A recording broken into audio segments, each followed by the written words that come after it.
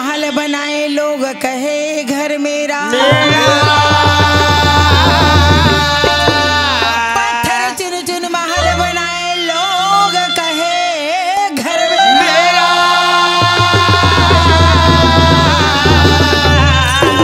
ना घर तेरा ना घर मेरा, चिड़िया कर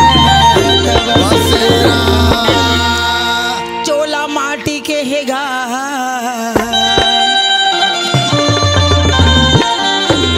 ये काया माटी के है जी। अच्छा एकर का भरोसा चोला माटी के है, चोला माटी के हेगा, चोला माटी के हेगा, एकर का भरोसा चोला माटी के हेगा। ये एकर का भरोसा चोला माटी के है संतोगा, एकर का भरोसा चोला माटी के है ना, हाँ एकर का भरोसा चोला माटी के है संतोगा, एकर का भरोसा चोला माटी के हेगा। काया माटी के हेगा,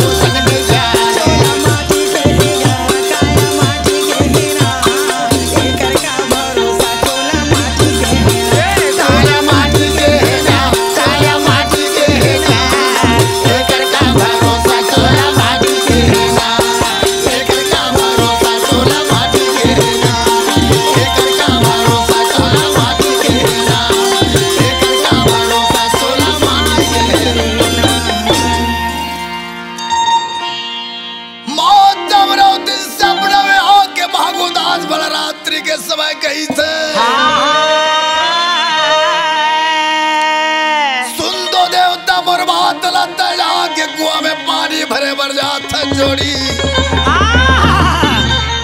कुआ के पार में ते मोर बालक ला बैठार देता राजा और ते तो पानी भरे में भुलाए रही भी हाँ कुआ ला झागत कोनो कोच में गिर गए तब कैसे करबे खार में काम करे बर जाता देवता मेड़ पार बैठा के ता देख तू देख कहाँ पे भुला जाता जगा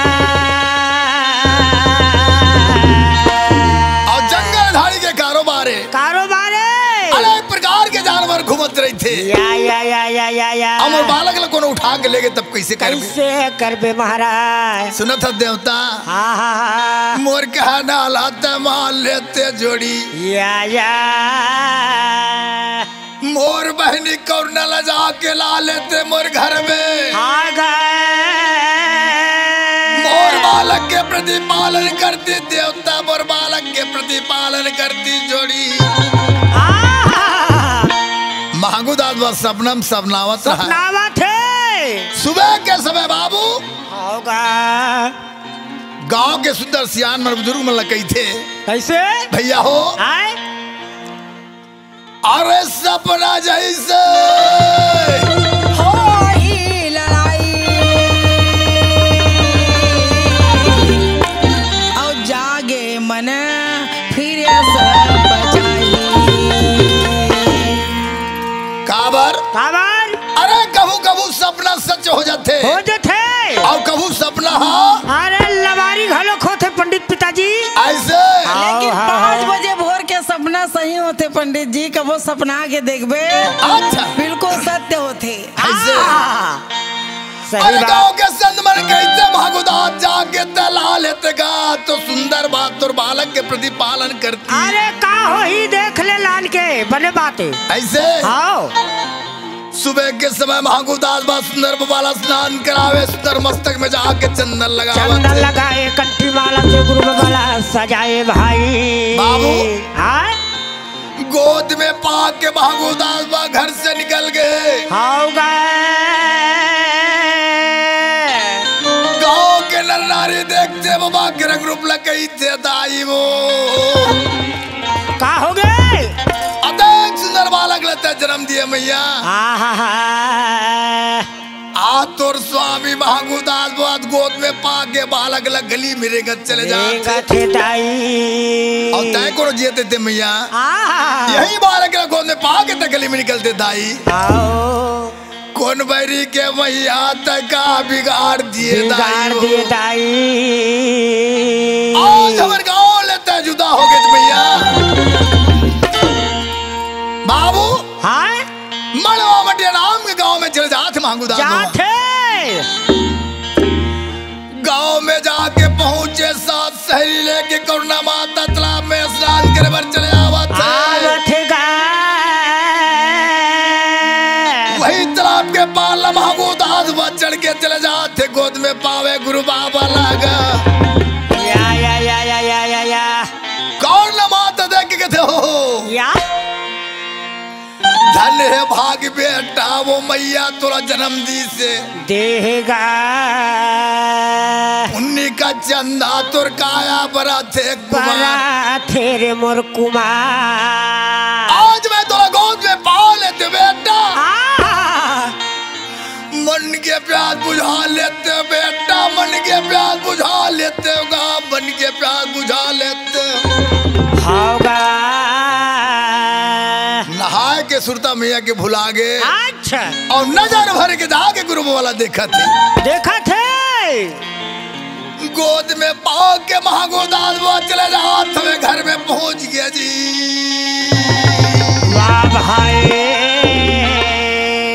दरवाजा के सामने पर सिंह बैठे रहा है या और मात महागोदास वाला देख के सुंदर कहते हो बेटा हाँ कैसे आज गोद में पाओ के बालक लेके चले आवत जी बेटा तब और घर में आवजगा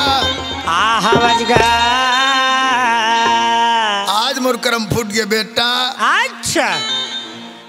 मोर बेटी जमरौती या संसार में जियत रही तिच मांगू यही बेटा गोद पाके मोर घर में आती जिगा हाओ गाँव के संत माता पितम लगते दाई सिना ठोक के या आज मोर बेटी मोर अपन बालक लग गोद पाक मोर घर में आए जो जोगी के मैं जोगा बिगाड़े हूँ भैया का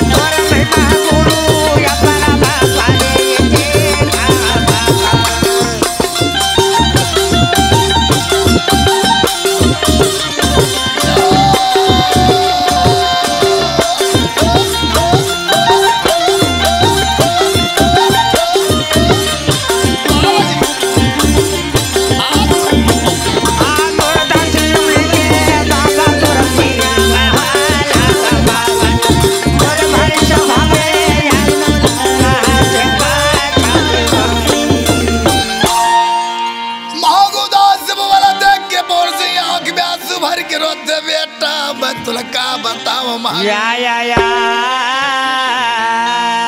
माँ तमदर के मैया जाके सुन लोटम पानी से बेटा या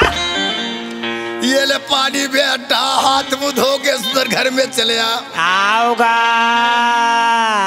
भोजन निकाल के देवे महागोदास वाला भोजन खिलावत वाह भाई भोजन खा के बाद में जाके सुंदर ये घर में जाके सोगे महागोदास बाबा का गुरु वाला साथ में गोद में बैठा चले होगा बाबू नहा धो के कौन ना माता सहेली बन के संग में घर में चले आवत आगे अपन मैया लागे के ओ दाई आए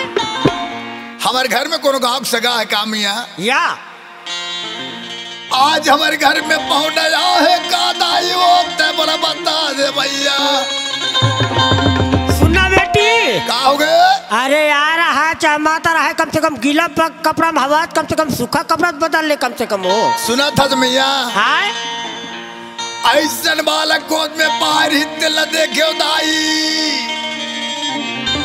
आज वो बालक ल देखे तत् के मोर मन मोहित हो गए मैया वो मन मोहित हो गए दाई या ओहो बहुत जिद्दी है जो होता है हाँ एकदम जिद्दी भैता है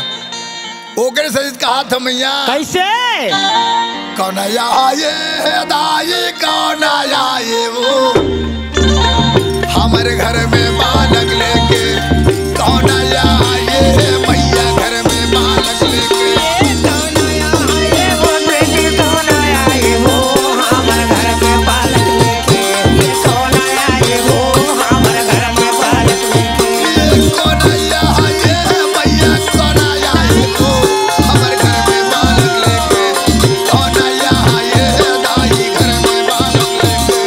कौन आया ये वो दाई कौन आया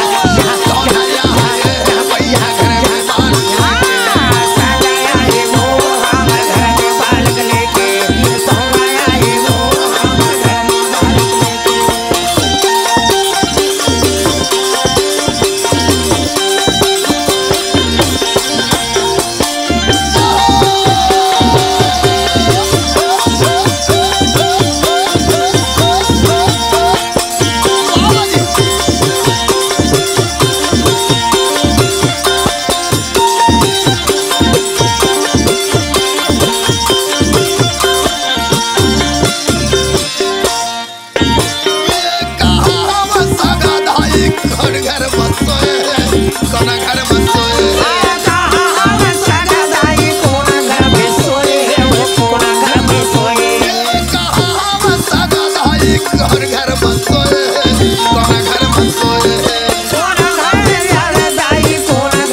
सोए कौन घर में सोए जबला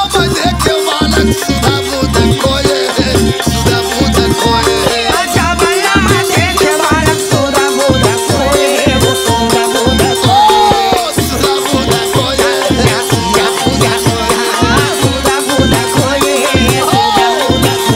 खोए सुधा बुध खोए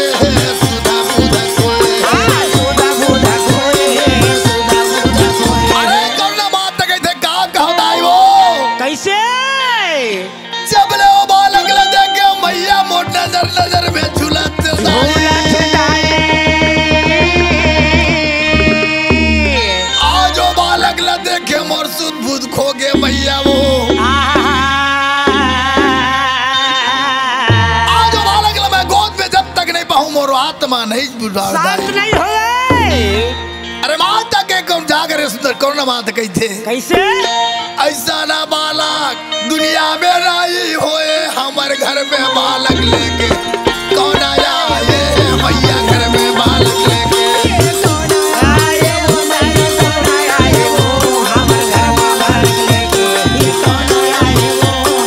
ओ कौन आया ये मैया घर में बालक लेके कौन आया ये दाई घर में बालक लेके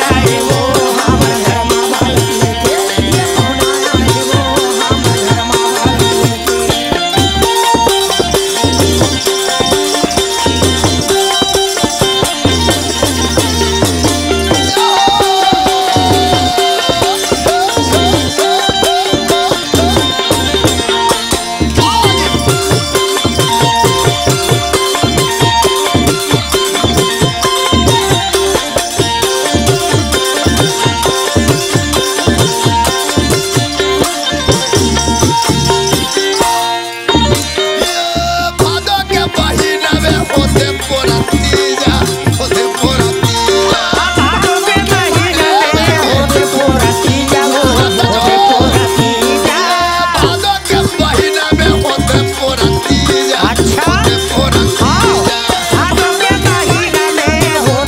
होते पोरतीजा तोला लेके भर बेटी आहे तोर जीजा आहे तोर जीजा आहे तोर जीजा आहे तोर जीजा आहे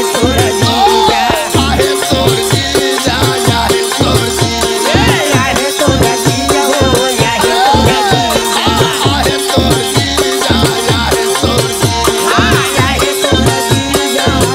अरे कौन के भैया कैसे कहा बेटी कैसे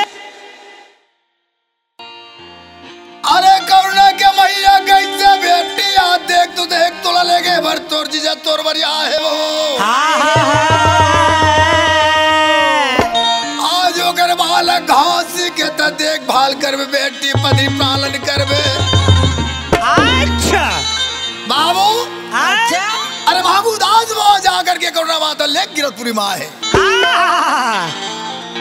करुणा के गोद में बालक ला देख के बाबू दास बाबा कही थे वाह भाई देख तो करुणा माँ के ममता नहीं जानी पर बेटा माँ के गोदला नहीं जानी जो नहीं जानी चो आज बालक ला माँ के ममता एकर देखभाल करवे करुणा एकर प्रतिपालन करना तोर हाथ में और है हाथ में है करुणा माता कही थे कैसे आज ये बालक के मैं सेवा बजा के अपन जीवन यापन कर लूं को क्यों जाए बेटा के समान ये ला मानू बाबा के सेवा बजावत करुणा माता जाके सुंदर बालक बाबा घासी बढ़े चले जावे वाह भाई बाबू एक दिन महागुदास बाबा खान ले काम करके चले आवत थे अच्छा और आंगन में सुंदर बैठे महागुदास बाबा होगा करुणा माता जाकर गिरा सुंदर पर्ची में आग जला कर सुंदर भोजन बना के तैयारी करत तैयारी करे तो घास घासीदास बाबा हाओ दौड़ते जाके भांगू की गोद में बैठे। वाह भाई किलकारी मार की अगना में खेले करुणा वहां तक गोद में आके बैठे जी। या अब गुरु का खेला देख के भांगू दास मगन हो गए बाबू। आए बाबा मारे किलकारी मगन है महतारी खेला थे बाबाया गाना में हो खेला थे गुरु आंगना में हो। बाबा मारे किलकारी मगन है महतारी खेला थे बाबाया गाना में खेला थे बाबा गालिया बाबा मारे किलकारी मगन है महतारी खेला थे बाबाया गाना में हो खेला थे गुरु मुर्गा लिया में हो। बाबा मारे किलकारी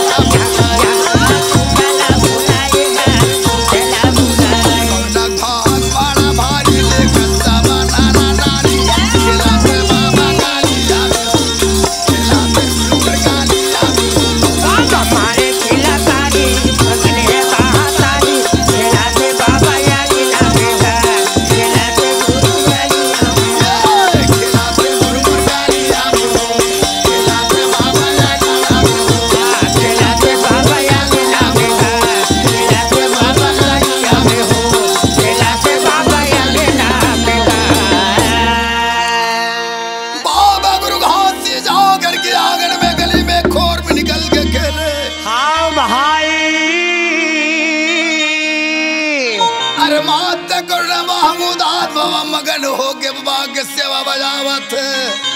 या बाबू आओ गली में खोर में जाके गुरु बाबा निकले। अच्छा छोटे छोटे बालक मल्ला देख के जाकर के खिले भर चले जावत जाके भाई बाबा गुरु घासी के संगी साथी जाकर के छोटे बालक मन बनेगा।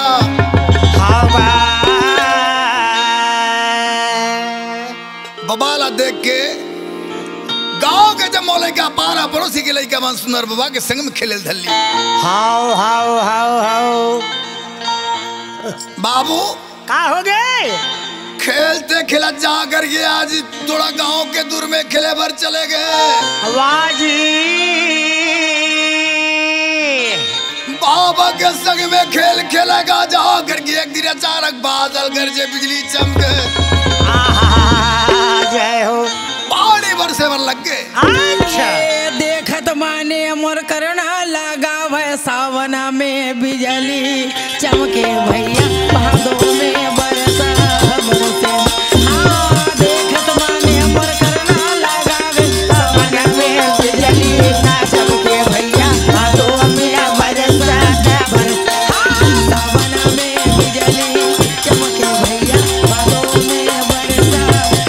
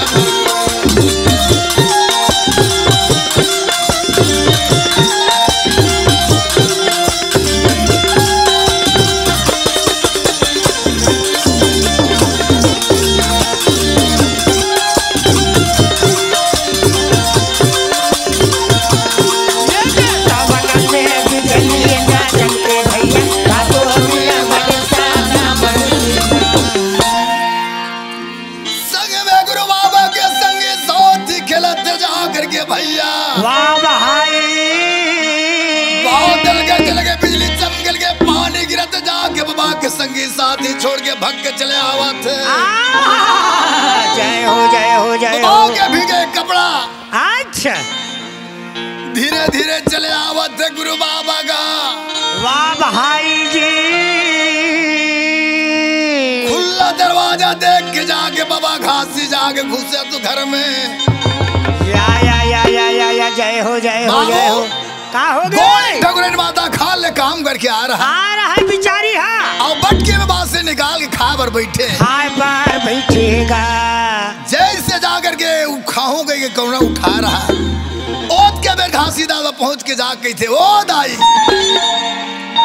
का खात भैया त का खात दाई तिलत बता दे भैया का खाता तेला बता दे वो दाई के शब्द जब सुनी ठकुरन माता ना बटकी के बासी अंदर रख दी होगा। आंख में आंसू भर के रोते बेटा का कर लई कजगा मोला दाई कही के ते पुकारा तजरे कुमार। या आज गांव में जाकर के मैं आहा बेटा उम्र बीत गए का बिगाड़े वो मालिक के मोला निर्बंसी बना दीजिएगा। दाई के शब्द सुने पर मोर कान तरसतरी से बेटा जोगी के बेटा रे या जोगल बिगाड़े मैं कौन तपसी के लगा कमला रे आज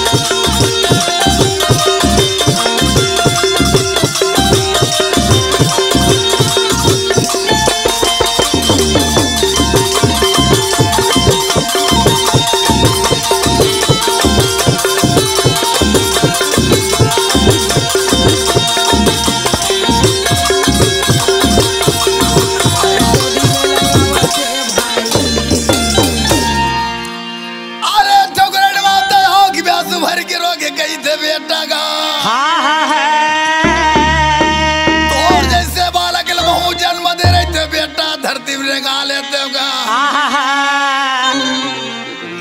फिर कहा जाने ये कौन बैरी के कहा बिगाड़ दे बेटा, बिगाड़े वो पुरुष पिता के गा आज मोर संसार ला उजेला कर दीज बेटा। बोला निर्वंशी बना दीजगा। एक मुठा चना पकड़ा थे घासीदास बग हाथ में, हाँ अब ठोकरा इन माता गोद में पा गए थे बेटा। तोर दाई के का नाम है बेटा, तोर पिताजी के का नाम है घासीदास बाबा उसके समय माँ के नाम लेते ना। आँखी में आंसू भर के बाबा रोवे भैया भाई का बता दाई वो 9 महीना की उम्र में मोर भैया बोला छोड़ के चल दी दाई के गोदी बरतर से मैया, माँ के गोरस बरतर से दाई। जय हो। माँ के ममता कैसर होते मैं नहीं जाना मियाँ, नहीं जाने मैया। आँख में आंसू भर के गुरु बाबा कैसे रोते, कैसे रोवे मैया भागा हवा दाई का कहे, मैया भागा हवा भैया का बार। आज बाबा गुरु घासीदास के समय कही थे नहीं ये सहारा मुर्गा